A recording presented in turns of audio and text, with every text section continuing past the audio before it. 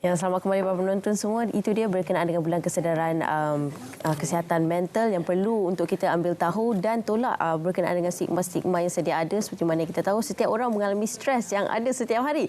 Jadi apa antara perkara yang boleh kita lakukan, dan sekiranya anda mempunyai masalah tertentu, jumpa dengan pakar yang profesional untuk mendapatkan nasihat yang baik. Dan ada kalanya kita menggunakan media sosial untuk menjadi sumber rujukan, tetapi perlu untuk berjumpa dengan pakar profesional untuk memastikan kita dapat nasihat yang betul dan juga tepat. Baik, dan seterusnya kita juga ingin berkongsi pada anda berkenaan dengan bulan kesedaran disleksia, peranan Persatuan Disleksia Malaysia yang akan memberi juga kesedaran kepada masyarakat berkenaan dengan golongan yang mengidap disleksia. Dan bersama dengan saya di studio, saya kenalkan di sebelah saya iaitu Tuan Abdul Syakirin, merupakan Presiden Persatuan Disleksia Malaysia, dan juga ditemani oleh Puan Nur Amalina Misron, merupakan Ketua Unit Penilaian Persatuan Disleksia Malaysia. Assalamualaikum. Waalaikumsalam. Okey, jadi sebagai permulaan mungkin boleh kita berikan pendedahan ataupun pengenalan berkenaan dengan apakah itu disleksia. Okey, disleksia ialah salah satu masalah pembelajaran spesifik yang kita kata kalau kita kata dalam DSM tu, kita kata ia di bawah payung specific learning disorder, iaitu masalah pembelajaran yang melibatkan kesukaran bagi aspek mengeja, membaca, memahami dan juga mengira. Okay. So jadinya mereka ini anak-anak disleksia yang menghadapi isu masalah pembelajaran ini mempunyai cara memproses maklumat berbeza dengan orang lain. Okey. Mereka kelihatan macam anak-anak normal, cuma mereka mempunyai kesukaran mengeja, membaca, menulis dan mengira lah. Maksudnya daripada aspek itulah. Jadinya anak-anak ini boleh dikesan seawal umur 6 tahun. Okey. Sebab kesukaran dia begini. Kenapa dia mengeja, membaca, menulis tu ada kesukaran? Kerana ia adalah berkaitan dengan masalah fonologikal. Okay. Fonologikal bermaksud bagaimana dia nak membunyikan perkataan. Contoh bagi kita BA, bunyi dia ba. Okay. Kan? Untuk mereka untuk sampai kepada BA, ba tu jauh jalan dia. Jadinya dia ada isu macam mana dia nak menyuaikan bunyi yang dia terima kepada simbol yang dilihat. Okey.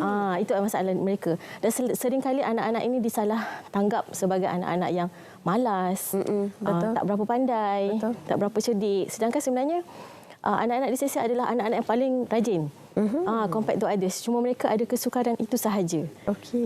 Sebab dan mereka sering disalaherti dengan anak-anak lain kerana fizikal mereka ataupun pembawakan diri mereka tu normal. Sebab itu cuma that's why di sinilah peranan persatuan. Kita nak bantu anak-anak ini supaya mereka ada boleh develop dia punya potensi yang tepatlah kalau kita jumpa bakat mereka. Okey, dan itu bermakna kaedah pembelajaran mereka juga agak berbeza lah kan? Ya. Kalau nak dibandingkan dengan anak-anak normal yang lain. Betul. Itu dia. Okey, dan antara yang lain juga, sebelum kita pergi dengan lebih lanjut lagi, mungkin Tuan boleh kongsikan ataupun ceritakan sedikit latar belakang PDM sendiri. Okey, PDM iaitu Persatuan Disleksia Malaysia merupakan sebuah persatuan yang berdaftar di bawah ROS. So maklumat kami adalah untuk membantu kanak-kanak disleksia menguasai 3M, iaitu membaca, mengira dan menulis melalui kaedah penilaian dan intervensi, kelas intervensi. So HQ kami bertempat di Ampang. Dan kami PDM diterajui oleh 8 orang sukarelawan yang bertindak sebagai ahli jawatan kuasa dan dibantu oleh 34 orang staf dan guru-guru. Untuk kelas intervensi, kami mempunyai 4 buah kelas intervensi di sekitar Lembah Kelang, iaitu di SJ, TTDI, Bangi dan di HQ kami sendiri iaitu di Ampang. Penilaian pula dilakukan di HQ kami di Ampang. Selain itu, kami juga turut mempunyai kelas intervensi di utara tanah air, iaitu di UEM Sintok dan juga di Sungai Petani. Okey, itu dia sedikit berkenaan dengan latar belakang PDM itu sendirilah.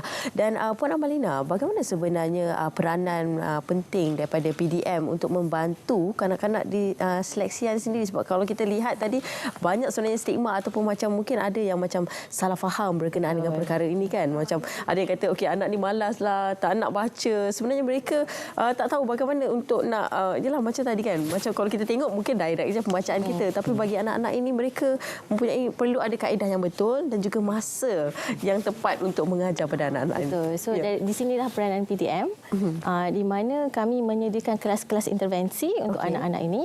Tapi untuk melalui intervensi perlu melalui sisi penilaian lah. Antara perkhidmatan yang kami sediakan adalah sisi penilaian untuk isu-isu masalah disleksia yang mana dikendalikan oleh psikologis, iaitu psikologis perkembangan, psikologis kesihatan daripada barisan-barisan psikologis kita lah.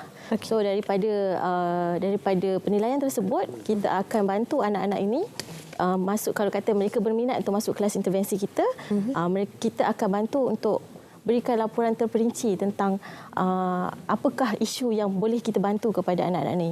Contohnya, ada anak yang datang dengan kita, dia sebenarnya boleh membaca. Tapi dia ada isu lain, iaitu memahami.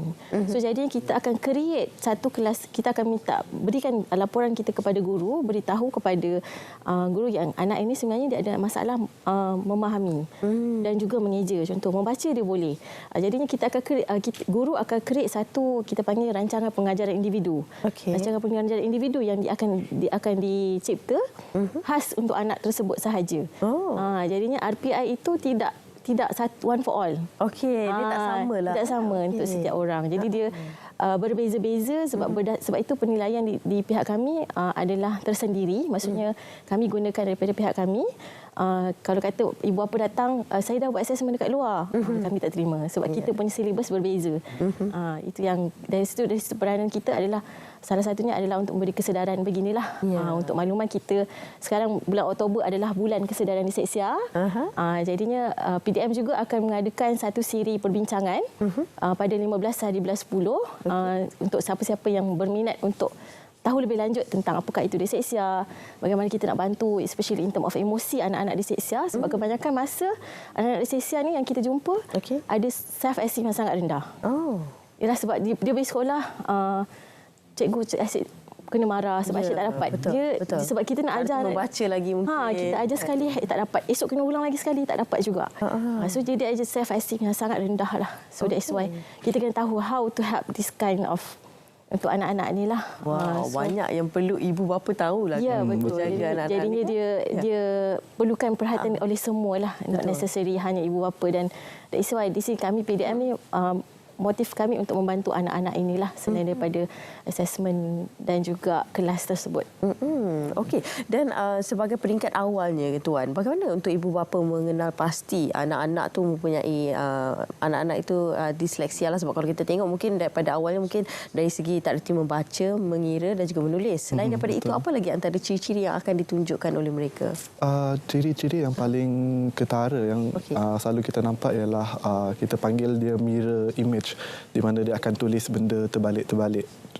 Contohnya huruf P dan Q, huruf P, Q kecil. So dia nampak agak sama kalau kita terbalikkan dia. Sama juga untuk huruf B dan D. So dia akan confuse B and D. Kadang-kadang dia akan tulis terbalik dari kanan ke kiri instead of kiri ke kanan. Wow. And then sama juga untuk nombor pun dia akan tulis terbalik.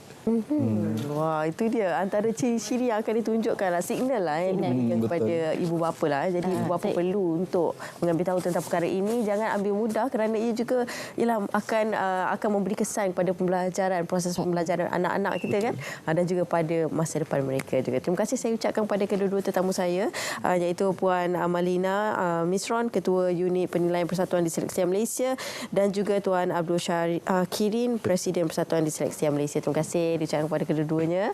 Okey, dan seterusnya para penonton kita akan bersama dengan Munawar Azmi untuk perincian selanjutnya. Silakan Munawar.